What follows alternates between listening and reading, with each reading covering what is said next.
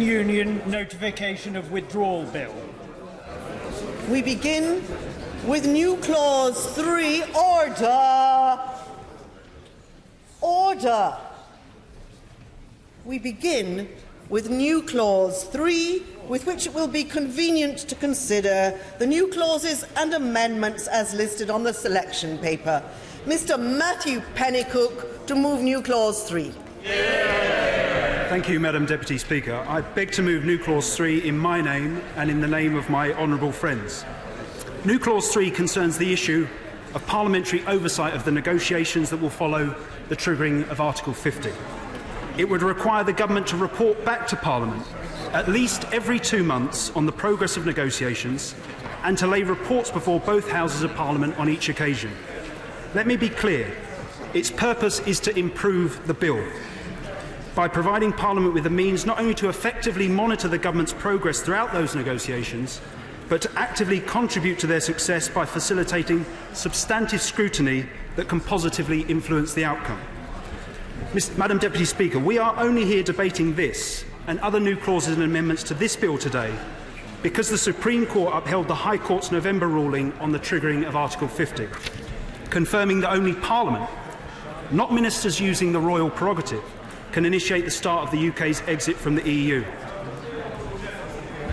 I won't give way, I'll just make a little progress if that's okay. The Supreme Court was right to make clear that Parliament should exert democratic influence over Brexit.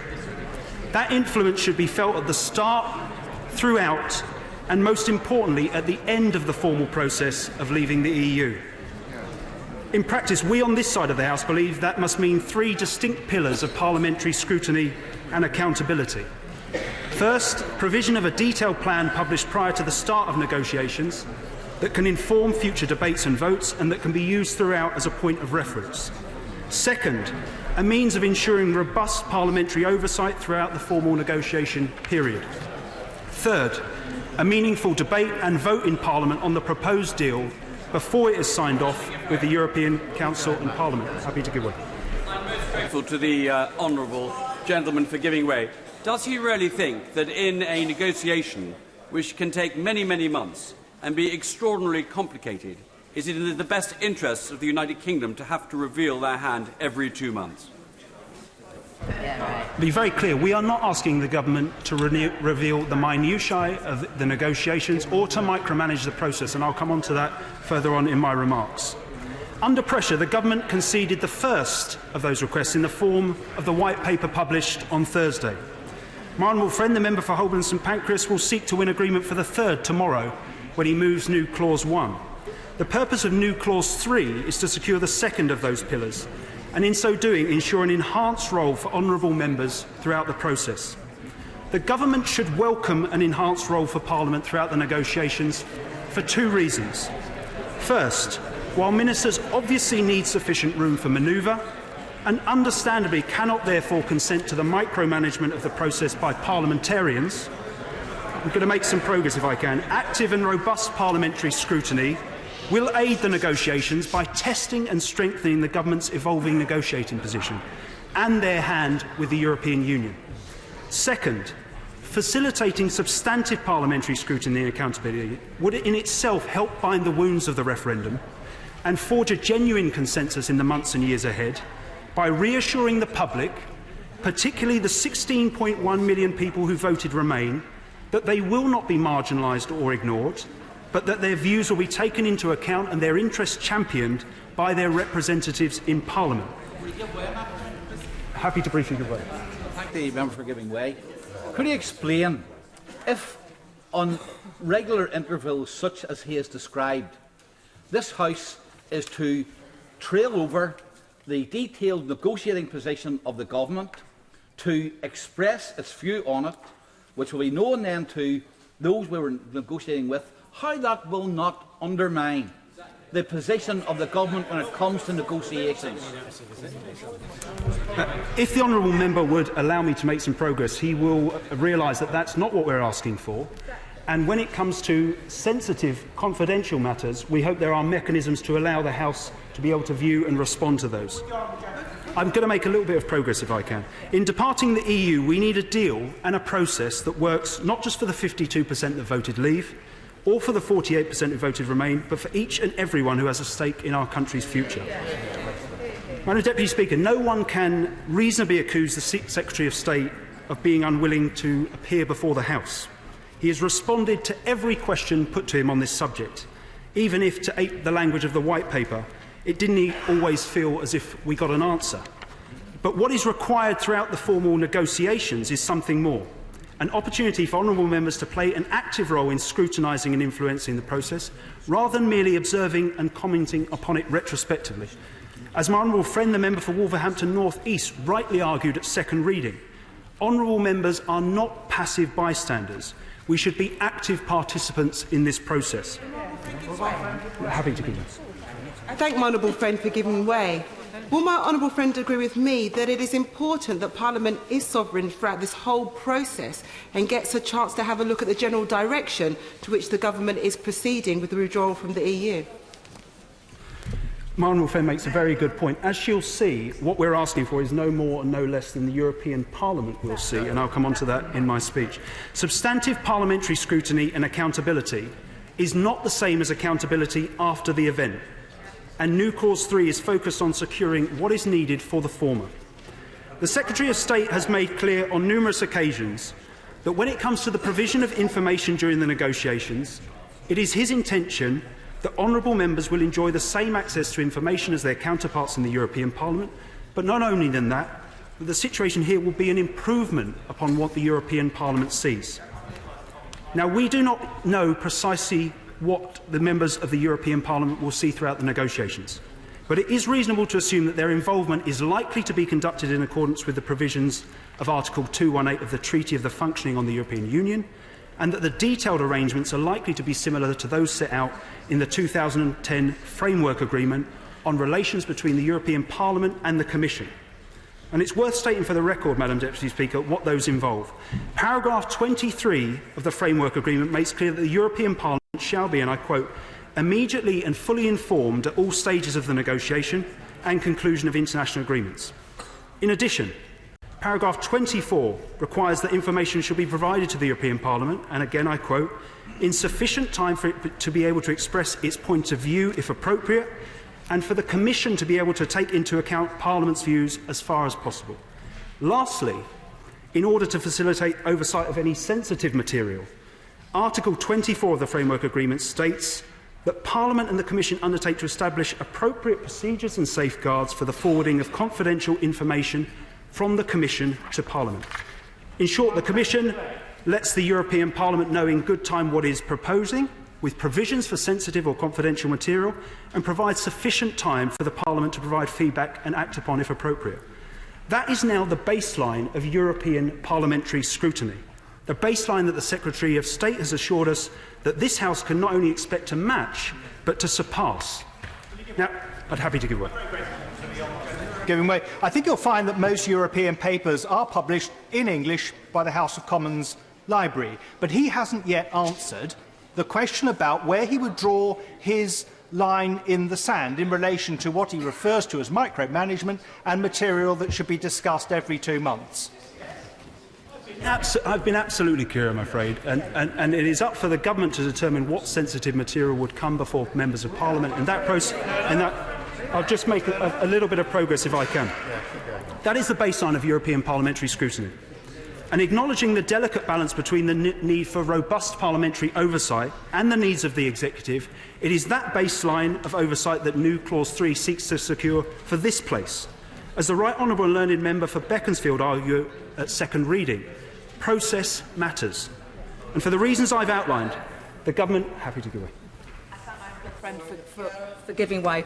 I respect the democratic result of the referendum, but we all owe it to our constituents to get the best deal for them. And as the East Midlands exports 50% of its goods to the European Union, I would be failing in my duty as an East Midlands MP if I didn't have the chance to ensure that those jobs are not jeopardised by the government deal. Isn't that why scrutiny is important? Absolutely.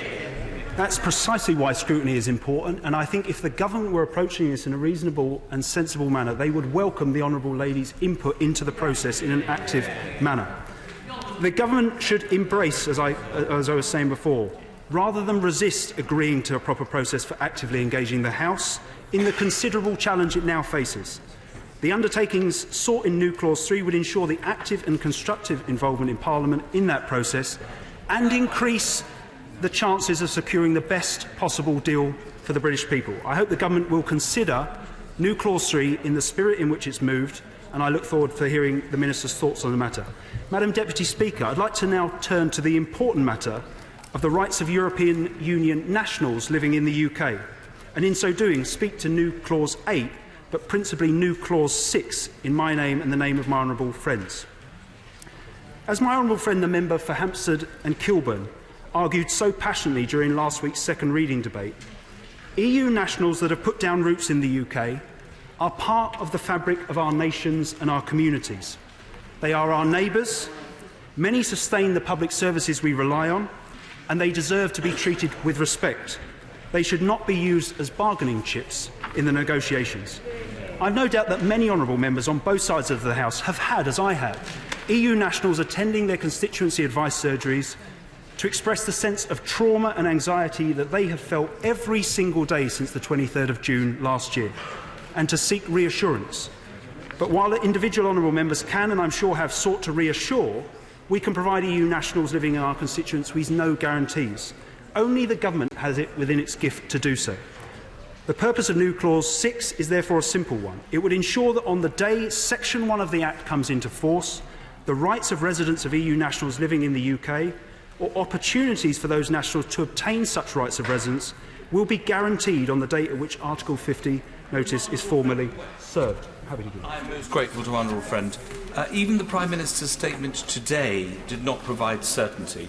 And what constituents say to us, those who've lived here for a number of years, is they need certainty to know how they can plan their lives.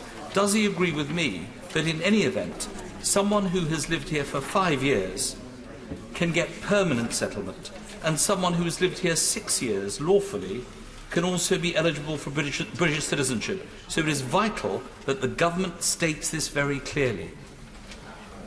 I agree 100% with my right honourable friend. Happy to do that. I'm exceptionally grateful. Could I urge him to look at a report, a commission organised by British Future, which I chaired, and essentially what we managed to do is have cross-party support across this chamber, which would say, on triggering Article 50, that is the point when rights come in, but then have a transition period of about 5 years, which allows people to normalise their status and have a special status to allow for our relationship with Ireland. And that would be a way forward to give certainty to any EU citizens, but also be perceived as fair across the whole of the EU.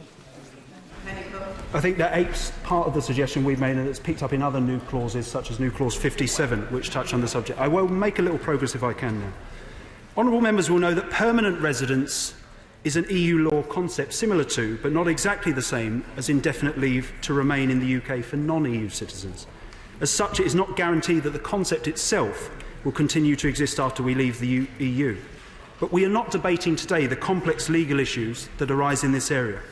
Instead, we're debating a principle, how the rights associated with permanent residence are to be guaranteed. Happy to give way, and then I am going to make a little bit of progress. We're not debating the detail, but I'm afraid that is what he's proposing. He's proposing a rather wide blanket measure which gives an unconditional right for many people to stay in the country. But a specific question to him, what provision is he making in his new clause, because I can't see any, for the over 4,000 EU nationals who are in United Kingdom prisons, and what the arrangements will be when we leave the European Union to make sure we can remove them from the United Kingdom, which we can currently do under the Prisoner Framework Transfer Agreement.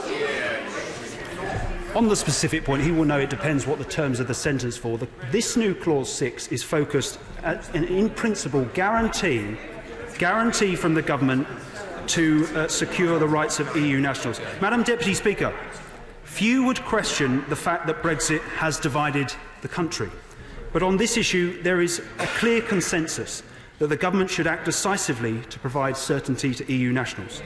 A motion tabled by my right honourable friend, the member for Lee, in July last year, which called on the government to commit with urgency to giving EU nationals currently living in the UK the right to remain, passed the House overwhelmingly.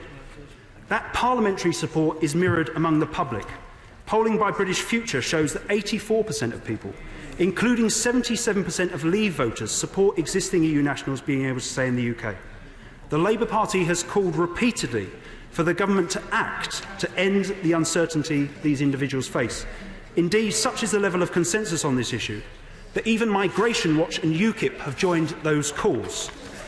The only question that remains is whether the rights that flow from permanent residency and the opportunity for those eligible to obtain those rights in the future will be secured by means of a reciprocal agreement or unilaterally guaranteed by the government.